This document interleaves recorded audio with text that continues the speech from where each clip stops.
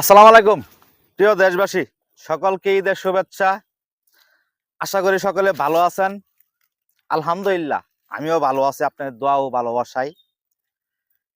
তো আজকে ঈদের দিন, সবাই একটা আনন্দমুখর পরিবেশে ঈদ উদযাপন করতেছে। এই ভালোবাসা ছুঁয়ে যাক সবার হৃদয়ে, এই দোয়াই করি। সবচাইতে একটা খুশির বিষয় হইতেছে আজকে ঢাকা যে একটা ঈদের একটা র্যালি বার করছে, ঈদ শোভাযাত্রা। বিগত 20-30 বছরে এইরকম ঈদ যাপন কখনো হয় নাই। এবারে যে একটা ঈদের একটা আনন্দমুখর একটা পরিবেশ যে ঢাকার ভিতরে ছুঁয়ে যাইতেছে, সেটা অনেকটাই বলা বাহুল্য। অনেকে বলতেছে এটা মুঘল সাম্রাজ্যের যে একটা ঐতিহ্য ছিল, ওই ঐতিহ্য অনুযায়ী এবারে ঈদের এই আয়োজনটা করা হয়েছে ঢাকা শহরে। এরকম আসলে কিন্তু আমার জন্মের পরে আজ পর্যন্ত শুনি নাই, দেখি নাই যে এই ধরনের একটা ঈদের র্যালি বার করছে, ঢাকার রাজপথ দিয়া ঈদের র্যালি বয়ে যাইতেছে, এরকম কিন্তু কখনো দেখি নাই।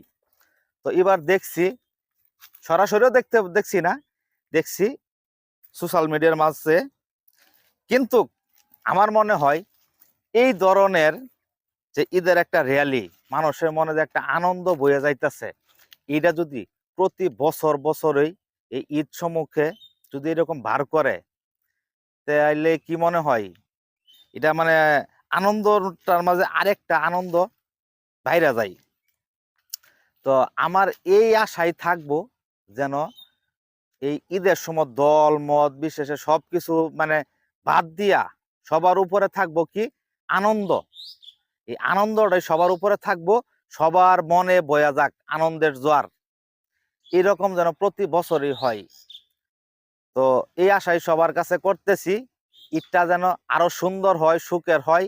এই ঈদের মধ্যে কোনো বিশৃঙ্খলা, কোনো এই ও অরাজকতা কোনো কিছু যেন না বয়ে আনে। ঈদের সুখটা যেন মানে শান্তিপূর্ণ হয়, এই দয় সবার কাছে করব। আগামীতে চেষ্টা করব আরো সুন্দর কিছু বাংলাদেশের মানুষকে উপহার দেওয়ার জন্য। সকলে ভালো থাকবেন। সবাইকে আবার ঈদের শুভেচ্ছা। ঈদ মুবারক।